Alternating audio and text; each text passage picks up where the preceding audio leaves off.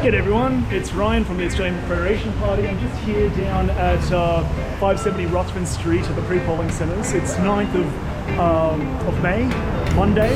It's the first day where you can actually go and vote early.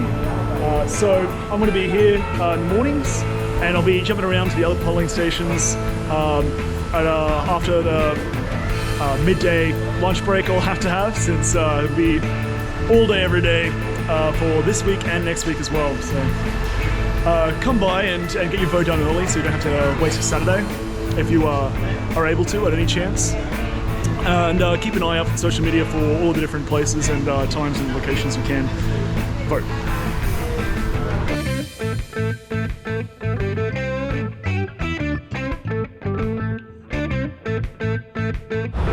The weather is quite dreary, and we've got a lot of mist and fog and rain. But don't be put off by that, because the voting place is actually undercover, and there's really no reason not to come down early and get your votes done and out of the way.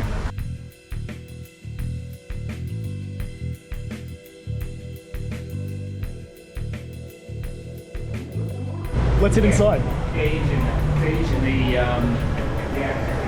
So for this venue, for the Toowoomba City pre-polling location, you just want to go up the stairs to the left. There is an elevator that is wheelchair accessible. It's showing electoral commission orange tape to show you we're heading in the right direction. And a sign up here, the voting centre.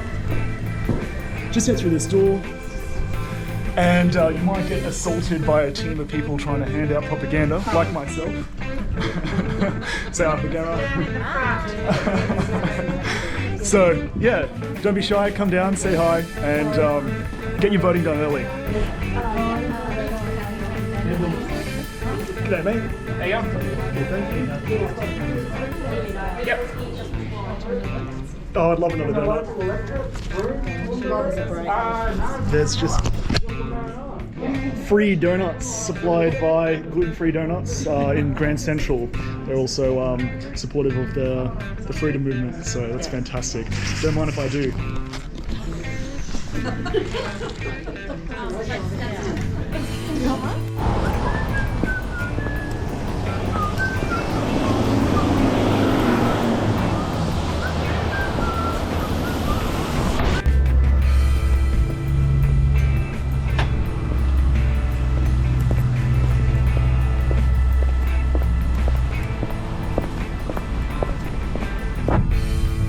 G'day.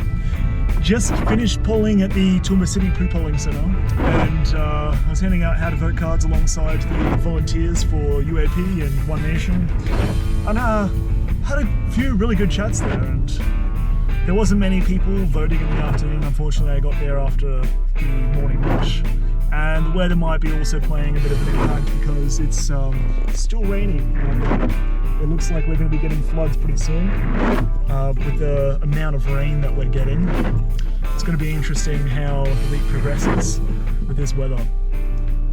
But as for the pre-polling, what was my experience? Well, a lot of people who were elderly would take, a lot of pensioners would take every single card, every how to vote card from every candidate. However, some would just take LNP and One Nation, which could be good for me. But I found that a lot of the young people completely refused to take anything, which is interesting. I hadn't considered that the how to vote cards might not be so much of an established tradition, and be so enticing for the younger generations, because I mean a lot of them are politically quite apathetic, and I wonder how many of those who are not taking the how to vote cards are intending to donkey vote and just get their name checked off the list as soon as possible. Another factor could be that, well, because it is pre-polling, these are people who want to get it out of the way and have probably already made up their mind for the sake of time expediency. If they're going to vote early as it is, that may also be a consideration. But I did have a lot of fun, and really, I think that's all that matters. I gave a good crack at going through the booth and accosting people, assaulting them with my pieces of paper. I'd say that probably half of the people that went past would take one of my leaflets, and the other half had already made up their mind or refused altogether. Some went in almost with like blinders and avoided eye contact. I could tell that those people weren't interested, so of course I wasn't being pushy, but it is concerning that there's so much apathy and lack of consideration in politics. Only one person actually said that they had checked out my information before going and had actually heard of me, and they were not a supporter. They said that the Australian Federation Party and its platform was quote-unquote horrible. So I think it was an LNP voter that had made maybe the article in the Toowoomba Chronicle for me. But regardless, I'm not too phased. Ultimately, the how to vote cards are just suggestions, and that's what they are at the end of the day. Just us asking you to vote how we think would be the best way for our own party. I was also a little bit concerned about Kirsty Smolensky and Susie Holt's how to vote cards, which have question marks in the boxes. If someone was to actually put a question mark in the box, as it is written, that would be an informal vote and it would be tossed out. Also, by only saying vote 1 and not actually listing the numbered preferences, the how to vote card is tantamount to saying, yeah, vote for the additional 3 majors, vote for LNP, Labour and Greens. And I feel like that's perhaps intentional. But regardless, the results will be found out in the next couple of weeks, so yeah, very exciting. I'm heading back home so that I can go and print out some generic and design some generic Australian Federation Party call flutes, since I've had so much support and so much help with volunteers over the last couple days. It's really been quite amazing to see. I've been asked for an additional 40 call flutes by one of the organisers of Stand of the Park and Toowoomba Unites, and I don't have 40 left. I only have 20 left, and I think by the end of the day I'll have absolutely none. So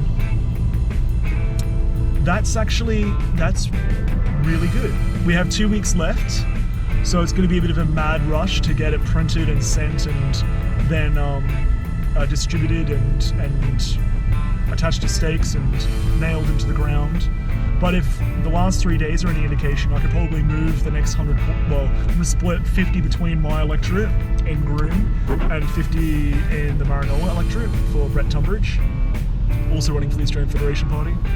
And hopefully we'll be able to get those out by this weekend. And that would be fantastic, that we have a little bit of extra exposure. I'm not the biggest fan of my own call flute because Scott, he didn't change the dimensions, and there's a white border trim. I would have liked it to be blown up just a little bit further. But that's okay. We've got to work with what we've got, and it does the job. So, yeah, that's all for now. This is Rhino signing out.